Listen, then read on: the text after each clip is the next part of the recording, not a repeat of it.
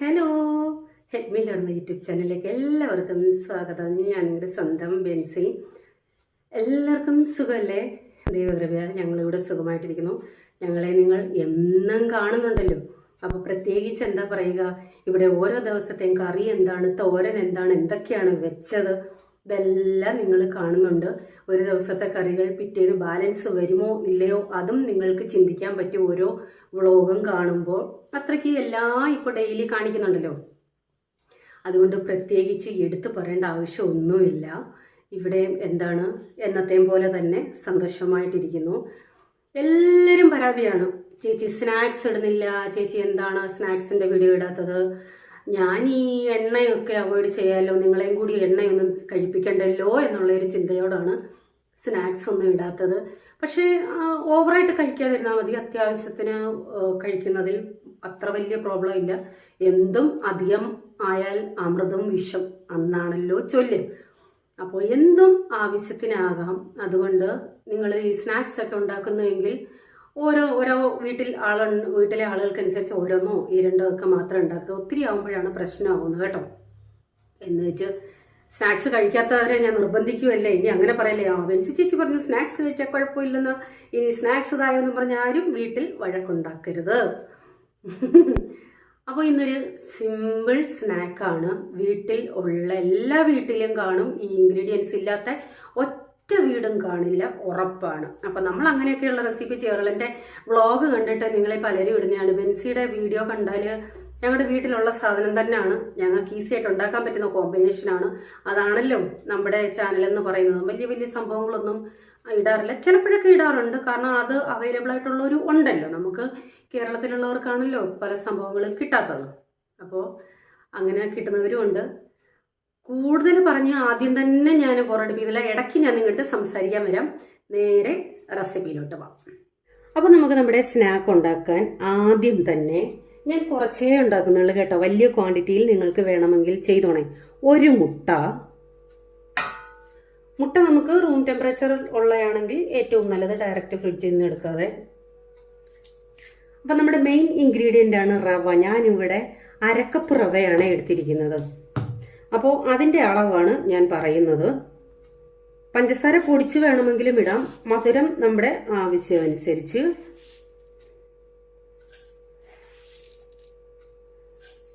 ഒരു 4 ടീസ്പൂണേ ഇട്ടിട്ടുള്ളൂ. ഒത്തിരി മധുരമായിട്ട് ഞാൻ ചെയ്യുന്നില്ല. അപ്പോൾ നമ്മുടെ മധുരത്തിൻ്റെ അളവ് നമുക്ക് തീരുമാനിക്കാം. എന്നിട്ടിത് നന്നായിട്ട് പഞ്ചസാരയും മുട്ടയുമായിട്ട് മിക്സ് ആവണം. ഈ വിസ്ക് ഉണ്ടെങ്കിൽ ഏറ്റവും നല്ലത് അതാണ്. നന്നായിട്ട് ആ പഞ്ചസാര അലിയണം. അപ്പോൾ ഇതിലേക്ക് ഞാനൊരു നുള്ള് ഉപ്പ് കൂടി ഇട്ടിട്ടുണ്ട്, ആ മധുരം ബാലൻസ് ആവാൻ വേണ്ടി. ഇനി നമുക്ക് ഒരുമിച്ച് ഇടണ്ട, കുറേശ്ശെ റവ ഇട്ട് കൊടുക്കാം.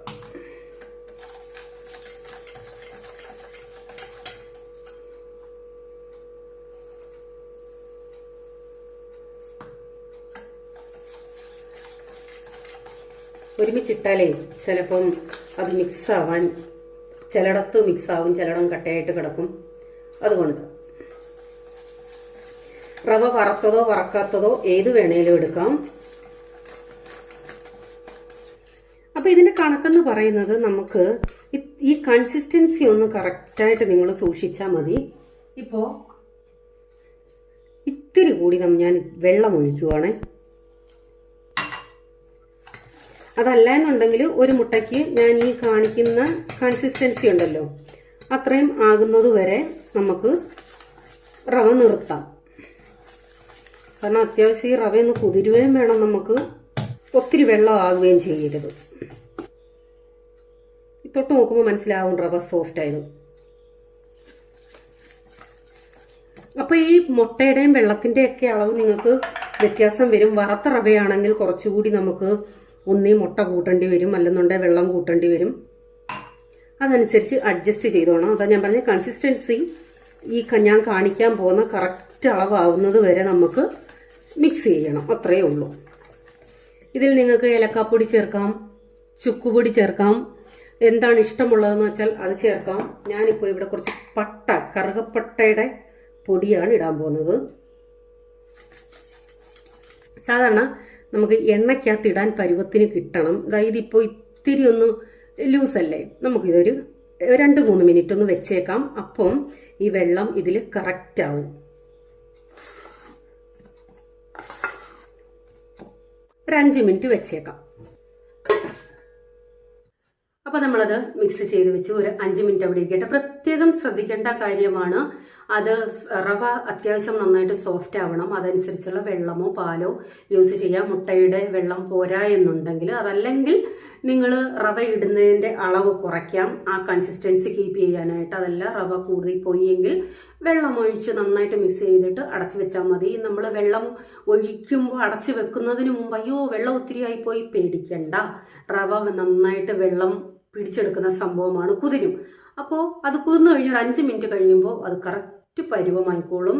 അതനുസരിച്ച് നിങ്ങൾ വെള്ളം ചേർക്കണം. പിന്നെ കൂടുതൽ ഞാൻ ഇതിനെപ്പറ്റി പറയേണ്ട ആവശ്യമില്ല. ഒരുമാതിരി കുക്കിംഗ് അറിയാവുന്നവരാണ് എൻ്റെ വീഡിയോസ് കൂടുതലും കാണുന്നത്. അപ്പോൾ വീട്ടമ്മമാർക്ക് ഞാനിത് പുതിയതായിട്ടൊന്നും പറഞ്ഞു തരേണ്ട ആവശ്യമില്ല, അവർക്ക് നന്നായിട്ട് അറിയാം. അറിയാത്ത കുട്ടികളുണ്ടെങ്കിൽ ഞാൻ ഈ പറഞ്ഞതുപോലെ ചെയ്യണം കേട്ടോ. കാരണം അതല്ലെന്നുണ്ടെങ്കിൽ നമ്മൾ മിക്സ് ചെയ്തതിന് ശേഷം അടച്ചു വെച്ചതിന് ശേഷവും നമുക്ക് റവ കുതിർന്നില്ല എങ്കിൽ പിന്നെയും കുറച്ചുകൂടി വെള്ളം ഒഴിച്ച് നമുക്ക് അടച്ചു വെക്കാം. നമുക്ക് അതിൽ നിന്ന് ലേശം എടുത്ത് കഴിച്ചു നോക്കുമ്പോൾ മനസ്സിലാവും റവ തരിതരിയായിട്ടാണോ അതോ റവയൊന്ന് സോഫ്റ്റ് ആയിട്ടുണ്ടോ എന്ന്. അങ്ങനെ മനസ്സിലാക്കാം.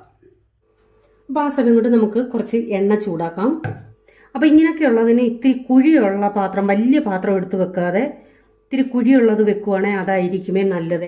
എൻ്റെ കയ്യിൽ ചെറിയ ഒരു ഇൻഡാലിയത്തിൻ്റെ ഇതുണ്ട്, ചീനച്ചട്ടി. അത് ഇനി കഴുകി എടുക്കണം. കാരണം അത് എനിക്ക് തോന്നുന്നു വർഷങ്ങളായി യൂസ് ചെയ്യാതെ ഇങ്ങനെ വെച്ചിരിക്കുക. അതിൻ്റെ കളറേ മാറി ചുമന്ന കളറിലൊക്കെ അതിപ്പോൾ ഇരിക്കുന്നത്. അതിന് എങ്ങനെ ഞാൻ ഉരച്ച് കഴുകി എടുക്കുമോ. അപ്പോൾ അത് എണ്ണ ചൂടായി വരുന്നു. അപ്പോൾ എണ്ണ നന്നായിട്ട് ചൂടായെങ്കിൽ തീ കൂട്ടിയിടല്ലേ. അപ്പോൾ നമുക്ക് ഏത് ഷേപ്പിൽ വേണമെങ്കിലും ഇടാം, ഉണ്ടയായിട്ടോ നീളത്തിലോ.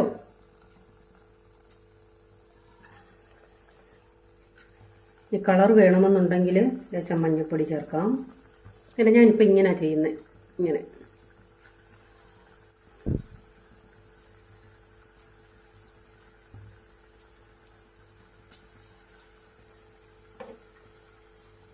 ആദ്യം ഇട്ടതൊക്കെ ദേ ചുമന്ന് തുടങ്ങി.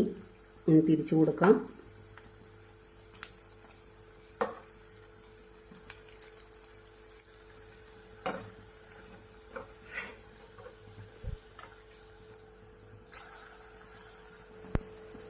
അപ്പോൾ അതാ നമ്മുടെ രണ്ടാമത്തെ പാദം പെട്ടെന്ന് ഇതാവും. ഓവറായിട്ട് എണ്ണ കുടിക്കുകയോ അങ്ങനെ ഒന്നുമില്ല കേട്ടോ. അപ്പോൾ വേണ്ടേ, പുറത്ത് നല്ല കട്ടിയുണ്ടെങ്കിലും അകം നല്ല സോഫ്റ്റ് ആണ്. കണ്ടോ, ആ റവയുടെ ഒരു തരിതരിപ്പുണ്ടല്ലോ പുറത്ത്, അതാണ് ആ ക്രിസ്പി. അതുണ്ട്. അകത്ത് എന്താ പറയുക, നല്ല ഒരു സോഫ്റ്റ് റവ കേക്ക് ഉണ്ടല്ലോ, അതിൻ്റെ അതേ ഒരു ടേസ്റ്റാണ് വരുന്നത്. റവ കൊണ്ടുള്ള ഒരു കേക്ക് ഞാൻ ഇട്ടിരുന്നു, അത് പെട്ടെന്ന് എനിക്ക് ഓർമ്മ വന്നേ. ആ സെയിം ടേസ്റ്റാണ് എനിക്ക് വരുന്നത്. നമുക്കിത് ഉണ്ടാക്കാൻ വെറും 5 മിനിറ്റ് മതി. അതായത് നമ്മൾ മിക്സ് ചെയ്ത ശേഷം ഒരു 5 മിനിറ്റ് അടച്ചു വെക്കുന്നു. ആ അടച്ചു വെക്കുന്ന സമയം കൊണ്ട് നമുക്ക് പാത്രം വെച്ച് എണ്ണ ചൂടാവാൻ വെക്കാം, അത് റെഡിയാവും. ഇത്രയും സമയമുള്ളൂ. മിനിറ്റ് കൊണ്ട് ചായ വെള്ളം അടപ്പേ വെച്ചിട്ട് പെട്ടെന്ന് ഉണ്ടാക്കിയെടുക്കാൻ പറ്റുന്ന ഒരു സംഭവമാണ് ഇതും. തീർച്ചയായിട്ടും ട്രൈ ചെയ്യുക കേട്ടോ, നല്ല ടേസ്റ്റിയാണ് സംഭവം. അപ്പോൾ എന്താണ്, ഇപ്പം മഴയൊക്കെയാണ്, പുറത്ത് പോയി സ്നാക്സ് ഒന്നും മേടിക്കാൻ പറ്റില്ല. അങ്ങനെയുള്ളവർക്ക് തീർച്ചയായിട്ടും വീട്ടിൽ ട്രൈ ചെയ്യാം. ഇനിയും ഇതുപോലുള്ള ഞൊടുക്ക് റെസിപ്പിയുമായിട്ട് ഞാൻ ഇടയ്ക്കിടയ്ക്ക് വരാം കേട്ടോ. അപ്പോൾ നമ്മൾ ഇന്നലെ ഒരു പുതിയൊരു സെഗ്മെന്റ് തുടങ്ങിയിട്ടുണ്ട്. ഒരാഴ്ചത്തെ വീഡിയോകളിൽ വരുന്ന സംശയങ്ങളും ചില കമൻസും ഉൾപ്പെടുത്തിക്കൊണ്ട് ഒരു വീഡിയോ ഇന്നലെ ഞാൻ അങ്ങനെ ഇട്ടിരുന്നു. നിങ്ങൾക്ക് അതുപോലെ എന്തെങ്കിലും കുക്കിംഗ് പരമായിട്ടുള്ള സംശയങ്ങളോ അല്ലാതെ എന്തെങ്കിലും ഉണ്ടെന്നുണ്ടെങ്കിൽ, എന്നെപ്പറ്റി അറിയാനുള്ളതൊക്കെ ഉണ്ടെന്നുണ്ടെങ്കിൽ പറയാൻ പറ്റുന്ന ചോദ്യങ്ങളുടെ ഉത്തരങ്ങൾ തീർച്ചയായിട്ടും ഞാൻ നിങ്ങളുമായിട്ട് ഷെയർ ചെയ്യുന്നതായിരിക്കും. വീഡിയോ ചെയ്യണമെന്ന് ആഗ്രഹിക്കുന്നു. ഇടയ്ക്ക് എന്തെങ്കിലും തടസ്സം വന്നാൽ അറിയില്ല കേട്ടോ, മനസ്സിലൊരു ആഗ്രഹം പറഞ്ഞു എന്നേ ഉള്ളൂ. അപ്പോൾ ഇത് കണ്ടിട്ടും നിങ്ങളുടെ അഭിപ്രായം അറിയിക്കാൻ മറക്കരുത്. വീണ്ടും പുതിയ വീഡിയോയുമായി വരാം. Till then bye, God bless you. ചെറിയ വീഡിയോ ആയിപ്പോയെന്നും പറഞ്ഞ് ആരും പരാതി പറയല്ലേ. എന്നും നിങ്ങളെ കാണാൻ വരണം, അതുകൊണ്ടാണ് ഇന്നും വന്നത്. ടാറ്റ.